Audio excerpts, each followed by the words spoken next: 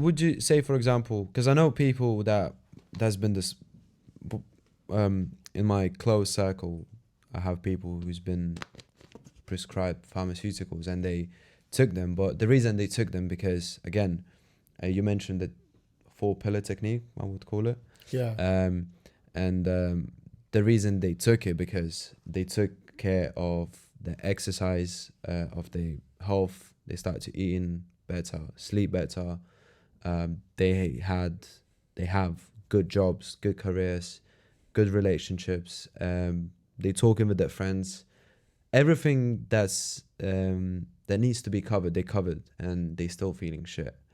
Well, if you're still feeling that way, I guess that would be the next step to actually take the pharmaceuticals medication and try to heal that way.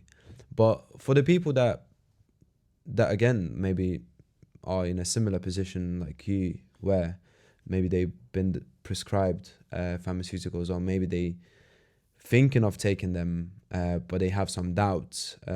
Maybe what would you recommend? What would you recommend to look into that, to look in that situation first? How would you recommend to look in that situation first? I would say. Was pharmaceutical drugs available 100, 200 years ago for depression? Oh. It's like, if it wasn't available then, how can I look at things a bit more holistically in a way that's like, if it wasn't available to me, how do people get through it?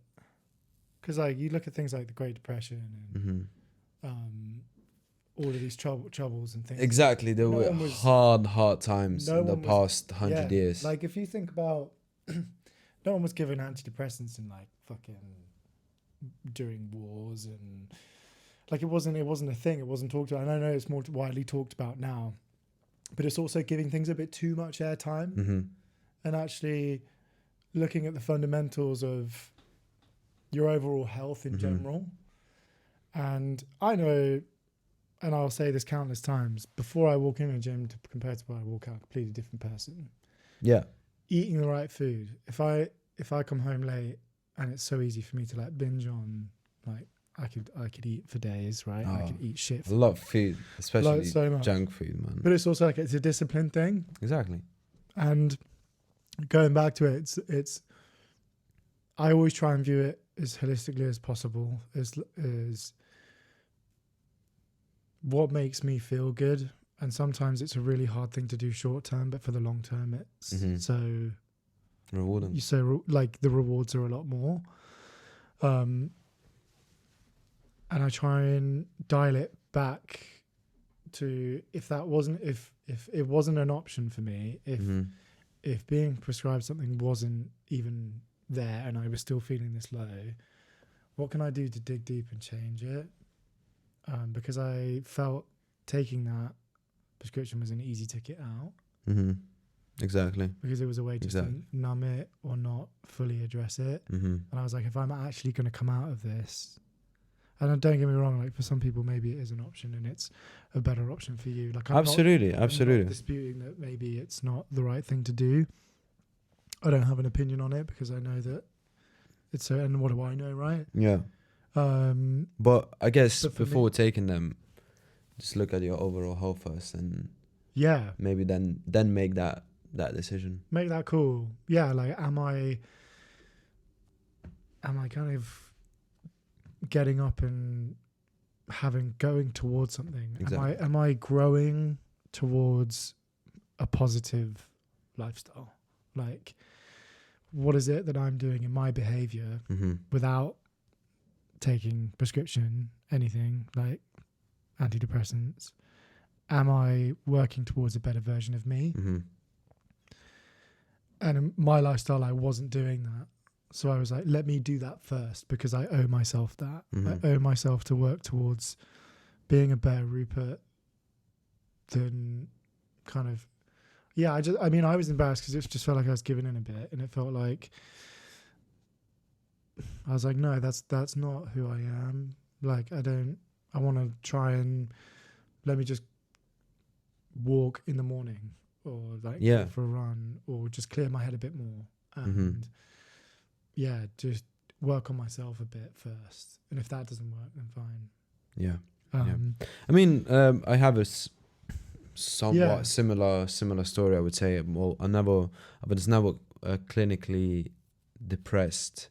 I was never prescribed any pharmaceuticals because I never went to a therapist at that time when I felt low. But when I'm looking back on that period of my life again, I just moved to the UK. I used to party all the time, 3 4 times a week, drugs, alcohol. Used to smoke. I never used to eat healthy. No sleep, not exercising, just a mess. And fast forward, I was like probably 22 years old. I was just going to the same job, maybe 22, something like that. And I was working in a shitty job. And I remember at one point, because I always wanted to become a singer at that time, and I wasn't doing anything about it. And I remember I was going to this job. I used to work as a security guard in Jewish kids schools, and I was going to that job, and I was waiting for the for my tube on in Mile End Station in the morning, and I was just on a platform, just standing there, and I guess you can call it as somewhat as a suicidal thought, because I was just standing there like no direction.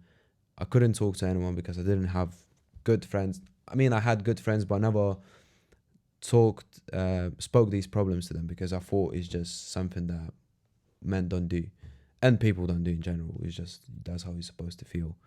And I was standing on this platform, and I was just thinking, like, what would happen if I would just jump on this train right now, and I would just end it, all of it. And at that time, it was just a thought. But now when I'm looking back, it was actually some sort of a suicidal thought, because I didn't have a direction. I was living a shitty life, and I was like, what I have to lose? Like, I'm just a mess. I'm just a waste man. And so again, I think for some reason I just started to do these small things. I went in a park in the morning. I started to meditate a lot more, and I started to eat healthier in a way, less drinking. I would say. But then, what the real change happened when I started doing jiu-jitsu.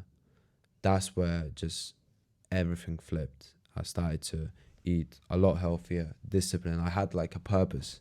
So when I started doing jiu-jitsu, everything just changed. And again, I felt like on the right track. But I'm going to always remember that day when I was just standing on this platform, and I was thinking, what would happen if I would just jump on this train right now?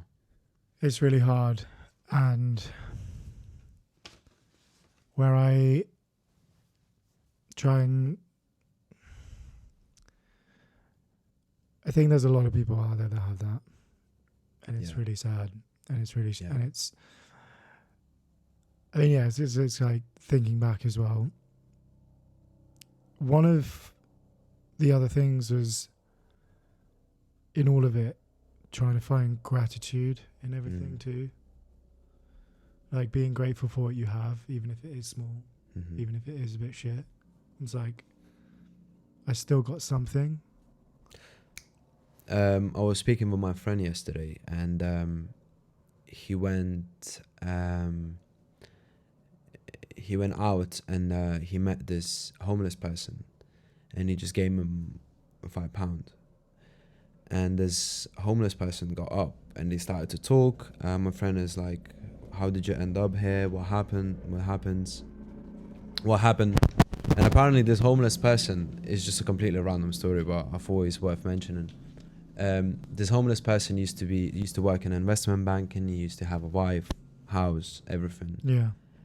And something happened that he's just lost his job, lost his wife, and he ended up on the streets. But the main point of this story is my friend gave him a fiver, and this homeless person was so happy, and he said, "Mommy, like, why are you so happy?" He's like, "Oh, it's so good. Like, he was sleeping on this bridge, but there's some sort of a lighting coming up, but it made it a little bit warmer." And he said, "Oh, like, I've got food for tomorrow. I've got a fiver now. Thank you very much. Like, I got the slide here that keeps me warm.